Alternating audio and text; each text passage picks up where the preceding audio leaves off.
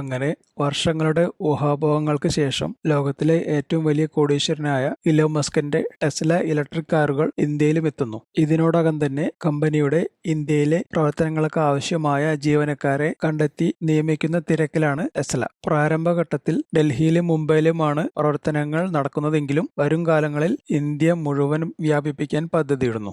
ഡൽഹിയിലും മുംബൈയിലും ഷോറൂമുകൾക്കായി സ്ഥലവും സൗകര്യങ്ങളും ഒരുക്കുന്ന പ്രവർത്തനങ്ങളും നടന്നുവരുന്നു. ഈ വാർത്ത നിങ്ങളിൽ പലരും ഒരുപക്ഷെ കേട്ടിരിക്കാം. എന്നാൽ വാസ്തവത്തിൽ ആഗോള ഇലക്ട്രിക് വാഹനങ്ങളുടെ വിൽപ്പന ഇടിഞ്ഞു വീഴുകയും ചൈനീസ് നിർമ്മാതാക്കളിൽ നിന്നുള്ള കടുത്ത മത്സരം രൂക്ഷമാകുകയും ചെയ്യുന്നതിനാൽ ടെസ്ലയ്ക്ക് ഇന്ത്യ പോലുള്ള പുതിയൊരു വിപണി കണ്ടെത്തിയേ തീരുള്ളൂ. എന്നാൽ അവർ വിചാരിക്കുന്ന പോലെ ഇന്ത്യയിലെ കാർ വിൽപ്പന അത്രയ്ക്ക് ഈസിയാവാൻ സാധ്യതയില്ല. അതിന് കാരണങ്ങൾ പലതാണ്. പ്രധാനമായും ഇന്ത്യയിലെ കാർ ഉപഭോക്താക്കൾ വിലയുടെ കാര്യത്തിൽ അതീവ ശ്രദ്ധാലുക്കളാണ്. ഇപ്പോൾ തന്നെ ഇന്ത്യയിലെ ഇലക്ട്രിക് വാഹന വിപണിയുടെ 60% വിപണി വിഹിതമുള്ള ടാറ്റ മോട്ടോഴ്സിനെ മറികടന്ന് വേണം ടെസ്ലയ്ക്ക് വിജയം കൈവരിക്കാൻ. ഇനി ഇന്ത്യയുടെ JSWയും ചൈനീസ് കമ്പനിയും സംയുക്തമായി ഇറക്കിയ MG മോട്ടോഴ്സ് കാറുകൾ 22% വിപണി വിഹിതവുമായി 2ാം സ്ഥാനത്തും അതിന് തൊട്ടു പിന്നിലായി ഇന്ത്യയുടെ തന്നെ മഹേന്ദ്ര ആൻഡ് മഹേന്ദ്രയും ഉണ്ട്. ഈ 3 കമ്പനികളും നിർമ്മിക്കുന്ന ഇലക്ട്രിക് കാറുകൾ ടെസ്ലയുടെ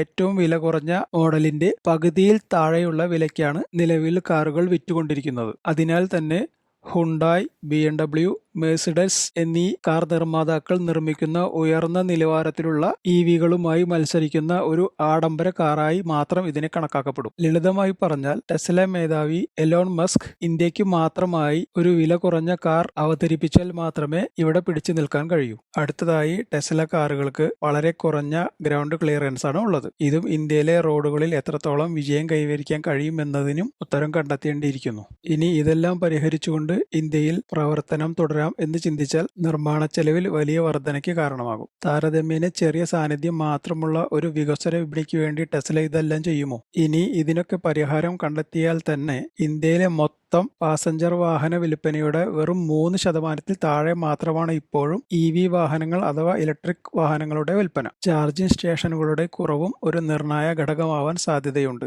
ഇന്ത്യയിലുടനീളം ഏകദേശം 25,000-ൽ താഴെ മാത്രമേ ഇലക്ട്രിക് ചാർജിംഗ് സ്റ്റേഷനുകൾ നിലവിലുള്ളൂ. കഴിഞ്ഞ മാസം ഫെബ്രുവരി 13-ന് വാഷിംഗ്ടൺ DC-യിലെ ബ്ലെയർ ഹൗസിൽ വെച്ച് ടെസ്ല CEOയും നമ്മുടെ പ്രധാനമന്ത്രി നരേന്ദ്രമോദിയുമായി ഇതേക്കുറിച്ചുള്ള ചർച്ചകൾ നടന്നിരുന്നു. ഇതിൽ ടെസ്ലയെ ഇന്ത്യയിലേക്ക് ആകർഷിക്കുന്ന തരത്തിലുള്ള ശ്രമങ്ങൾ നടന്നതായി നമുക്ക് അനുമാനിക്കാം. നരേന്ദ്രമോദി സർക്കാരിന്റെ രാജ്യം വൈദ്യുതീകരിക്കുക എന്ന ദേശീയ ലക്ഷ്യം 2030 ആകുമ്പോഴേക്കും സ്വകാര്യ കാറുകളിൽ 30%, വാണിജ്യ കാറുകളിൽ 70%, ബസ്സുകളിൽ 40%, ഇരുചക്ര മുച്ചക്ര വാഹനങ്ങളിൽ 80% വൈദ്യുത ഇന്ധനത്തിലേക്ക് മാറ്റാൻ ലക്ഷ്യമിടുന്നു. ഈ ലക്ഷ്യത്തിന്റെ ഭാഗമായി ഇന്ത്യയിലെ മിക്ക സംസ്ഥാന സർക്കാരുകളും വൈദ്യുത വാഹനങ്ങൾക്ക് പ്രത്യേക പാക്കേജുകളും സബ്സിഡികളും അനുവദിച്ചു വരുന്നു. ഇലക്ട്രിക് കാറുകൾക്ക് വിലയുടെ 46%-ഓളം സബ്സിഡി നൽകുന്ന സംസ്ഥാനങ്ങളുമുണ്ട്. അതിനാൽ തന്നെ പാസഞ്ചർ ഇലക്ട്രിക് വാഹന വിൽപ്പന 5 വർഷത്തിനുള്ളിൽ 2000-ലധികം% വളർച്ച കൈവരിച്ചാൽ അതിശയിക്കാനില്ല.